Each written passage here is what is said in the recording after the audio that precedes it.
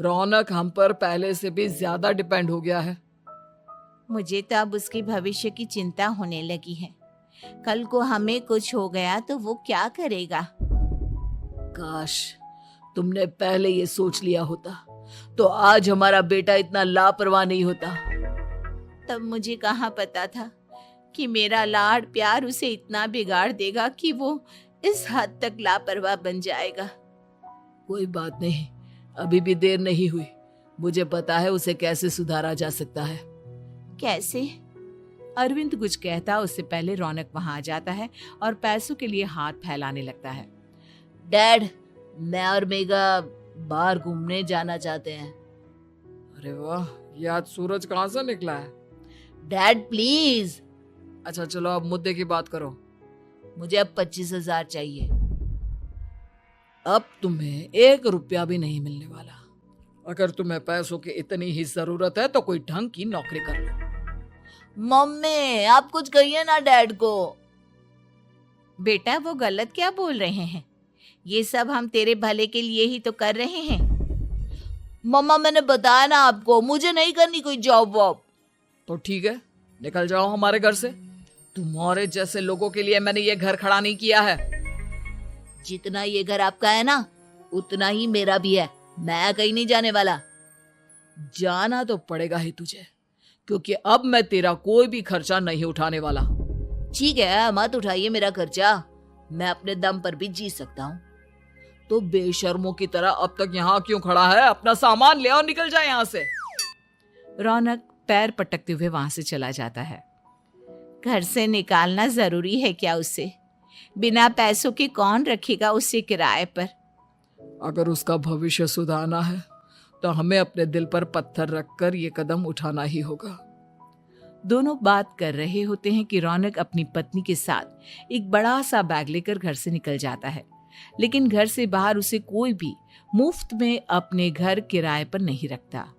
अंत में थक हार कर वो फिर से अपने घर चला जाता है। क्या हुआ?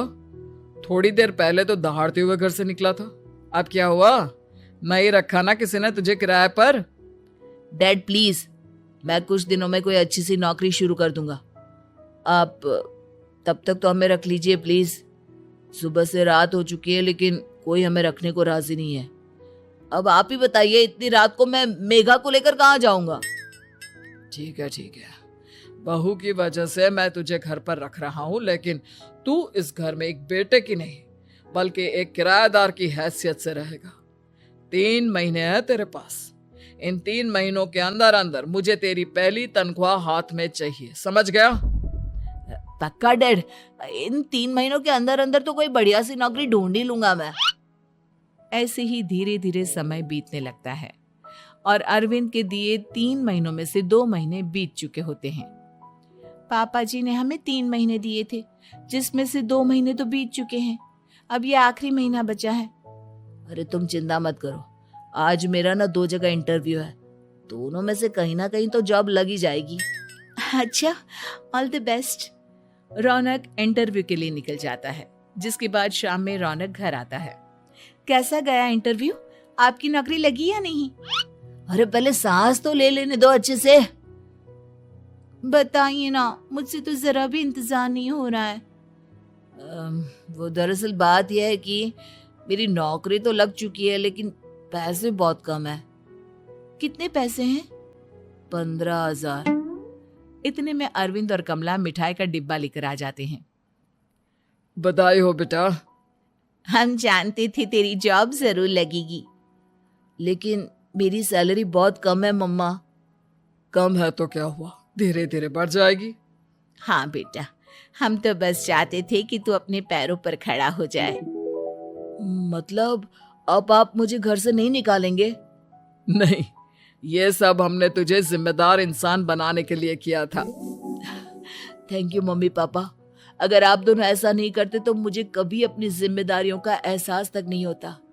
आज आपने मुझे सिखा दिया कि इंसान का अपने पैरों पर खड़ा होना भी जरूरी होता है। इतना कहकर रौनक झट से अपने माता पिता के गले लग जाता है और अपनी कमाई की पहली तनख्वाह वो अपने माता पिता के हाथ में सौंपता है। इस तरह रौनक एक गैर जिम्मेदार व्यक्ति से एक जिम्मेदार व्यक्ति बन जाता है।